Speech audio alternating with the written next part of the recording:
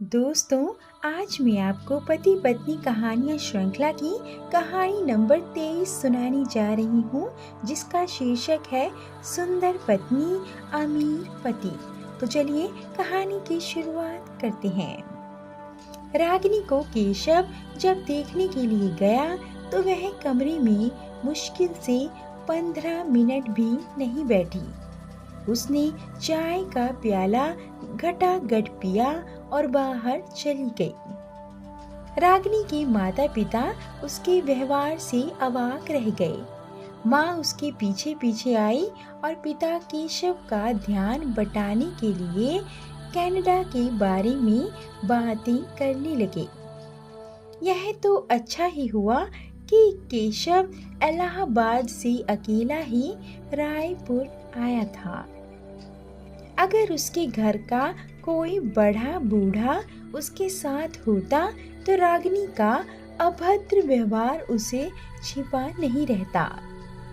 केशव तो रागिनी को देखकर ऐसा मुग्ध हो गया था कि उसे इस व्यवहार से कुछ भी अटपटा नहीं लगा। रागिनी की माँ ने उसे फटकारा, इस तरह क्यों चली आई? वह बुरा मान गया तो? लगता है लड़के को तो बहुत पसंद आई है।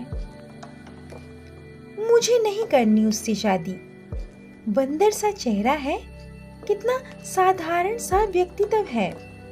उसके साथ तो घूमने फिरने में भी मुझे शर्म आएगी। रागिनी ने तुनक कर कहा, मुझे तो उसमें कोई खराबी नहीं दिखती। लड़कों का रंग रूप थोड़े ही देखा जाता है, उनकी पढ़ाई लिखाई और नौकरी देखी जाती है। तुझे सारा जीवन कनाडा में ऐश कराएगा। अच्छा खाता पीता घर बार है। माँ ने समझाया। चल कुछ देर बैठकर चली आना। रागिनी मान गई और वापस बैठक में आ गई। इसकी आंख में कीड़ा घुस गया था। केशव की ओर रागिनी की माँ ने बर्फी की प्लेट बढ़ाते हुए कहा। रागिनी ने भी माँ की बात रख ली। वह दाएं हाथ की उंगली से अपनी आंख सहलाने लगी। केशव ने दोपहर का खाना नहीं खाया। शाम की गाड़ी से उसे इलाहाबाद जाना था। स्टेशन पर उसे छोड़ने रागिनी के पिताजी गए। केशव ने उन्हें बताया कि उसे रागिनी बेहद पसंद आई है। उसकी ओर से वे हाँ ही समझें। शादी 15 दिन के अंदर ही करनी पड़ेगी, क्योंकि उसकी छुट्टी के बस 3 हफ्ते ही शेष रह गए थे और दहेज की तनिक भी मांग नहीं होगी। पिताजी प्रसन्न तो बहुत थे, परंतु उन्हें अपनी आजाद ख्याल बेटी से डर भी लग रहा था कि पता नहीं वह मानेगी या नहीं। पिछले 3 सालों में ना जाने कितने लड़कों को उसे दिखाया। वह अत्यंत सुंदर थी, इसलिए पसंद तो वह हर लड़के को आई, लेकिन बात हर जगह या तो दहेज के कारण नहीं बन पाई या फिर रागिनी को ही लड़का पसंद नहीं आता था। उसे आकर्षक और अच्छी आय वाला पति चाहिए था। माता पिता समझाकर हार जाते थे, पर वह टस से मस ना होती। उस रात वे काफी देर तक जागते रहे और रागिनी के विषय में ही सोचते रहे कि अपनी जिद्दी बेटी को किस तरह सही रास्ते पर लाएं। अगले दिन रात को तार वाली ने जगा दिया। रागिनी के पिता तार लेकर अंदर आए। तार केशव के पिताजी का था। वे रिश्ते के लिए राजी थे। 2 दिन बाद परिवार के साथ रोकने की रस्म करने के लिए रायपुर आ रहे थे। रागिनी ने सुनकर मुंह बिचका दिया। छोटे बच्चों को हाथ के इशारे से कमरे से जाने को कहा गया।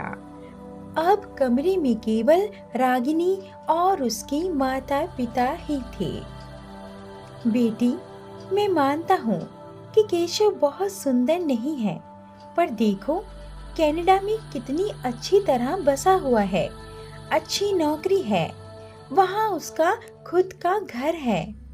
हम इतने सालों से परेशान हो रहे हैं, कहीं बात भी नहीं बन पाई अब तक।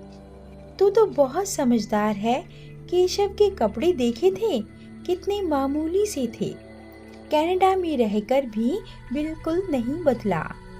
तो उसके लिए ढंग के कपड़े खरीदेगी तो आकर्षक लगने लगेगा, पिता ने समझाया। देख, आजकल के लड़के चाहते हैं सुंदर और कमाऊ लड़की। तेरे पास कोई ढंग की नौकरी होती तो शायद दहेज की मांग इतनी अधिक न होती। हम दहेज कहाँ से लाएं? तू अपने घर की माली हालत जानती ही है। लड़कों को मालूम है कि सुंदर लड़की की सुंदरता तो कुछ साल ही रहती है और कमाऊ लड़की तो सारा जीवन कमा कर घर भरती है। माँ ने भी बेटी को समझाने का भरसक प्रयास किया। रागिनी ने माता पिता की बात सुनी पर कुछ बोली नहीं। 3 साल पहले उसने एमए तृतीय श्रेणी में पास किया था। कभी कोई ढंग की नौकरी ही नहीं मिल पाई थी। उसके साथ की 2-3 होशियार लड़कियां तो कॉलेजों में व्याख्याता के पद पर लगी हुई थी। जिन आकर्षक युवकों को अपना जीवन साथी बनाने का रागिनी का विचार था, वे नौकरी पेशा लड़कियों के साथ घर बसा चुके थे। शादी और नौकरी दोनों ही दौड़ में वह पीछे रह गई थी। देख, कनाडा में बसने की किसकी इच्छा नहीं होती। सारे लोग तुझको देखकर यहाँ ईर्ष्या करेंगे।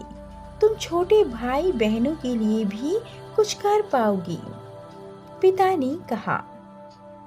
रागिनी को अपने छोटे भाई बहनों से बहुत लगाव था। पिताजी अपनी सीमित आय में उनके लिए कुछ भी नहीं कर सकते थे।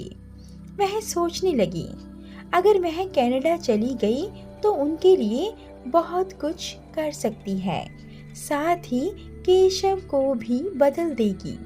उसकी वेशभूषा में तो परिवर्तन कर ही देगी। रागिनी माँ के गले लग गई। माँ, जैसी आप दोनों की इच्छा है वैसा ही होगा। रागिनी के पिता तो खुशी से उछल ही पड़े।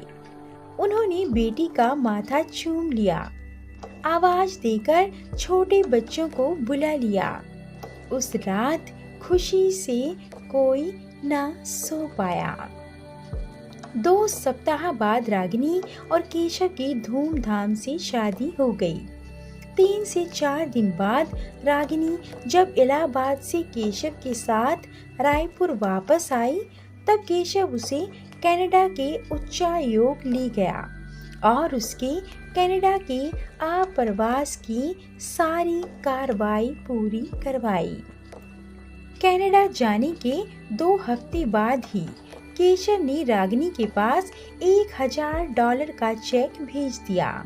बैंक में जब रागिनी चेक के भुगतान के लिए गई तो उसने अपने नाम का खाता खोल लिया। बैंक के क्लर्क ने जब बताया कि उसके खाते में 50,000 रुपए से अधिक धन जमा हो जाएगा, तो रागिनी की खुशी की सीमा न रही।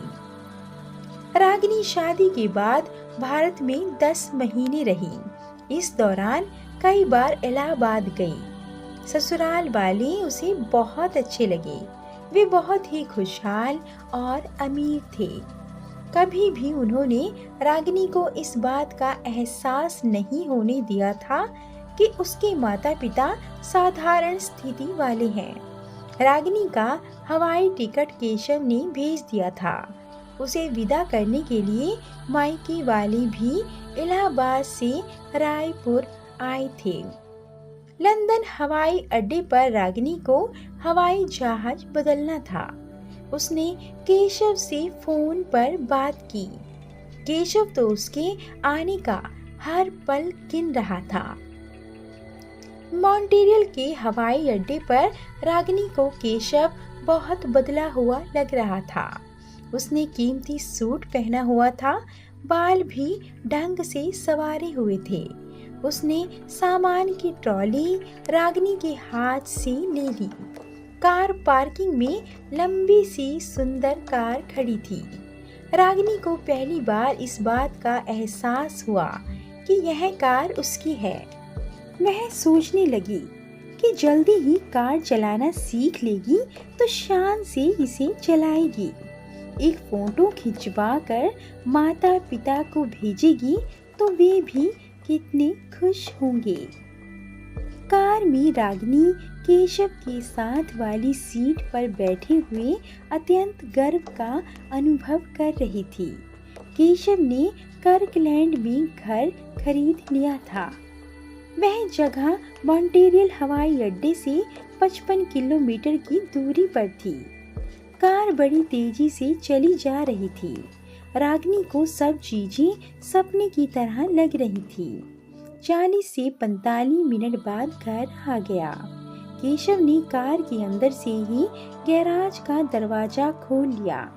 रागिनी हैरानी से सब कुछ देखती रही। कार से उतरकर रागिनी घर में आ गई। केशव सामान उतारकर भीतर ले आया। रागिनी को तो विश्वास ही नहीं हुआ कि इतना आलीशान घर उसी का है। उसकी कल्पना में तो घर पर बस 2 कमरों का ही होता था, जो वो बचपन से देखती आई थी। केशव ने घर को बहुत अच्छी तरह से सजा रखा था। सब तरह की आधुनिक सुख सुविधाएं वहाँ थी। रागिनी इधर उधर घूमकर घर का हर कोना देख रही थी और मन ही मन झूम रही थी। केशव ने उसके पास आकर मुस्कुराते हुए कहा, आज की शाम हम बाहर मनाएंगे, परंतु इससे पहले तुम कुछ सुस्ता लो। कुछ ठंडा या गरम पियोगी? केशव ने पूछा। रागिनी केशव के करीब आ गई और उसके गले में बाहें डालकर बोली, आज की शाम बाहर गंवाने के लिए नहीं है केशव, मुझे शयन कक्ष में ले चलो। केशव ने रागिनी को बाहों के घेरे में ले लिया और ऊपरी मंजिल पर स्थित शयन कक्ष की ओर चल दिया। दोस्तों, आपको कहानी कैसी लगी? अपने विचार कमेंट करके ज़रूर बताएं और ऐसी अधिक कहानियों के लिए कृपया वीडियो को लाइक, शेयर और चैनल को सब्सक्राइब करना ना भूलें। धन्यवाद।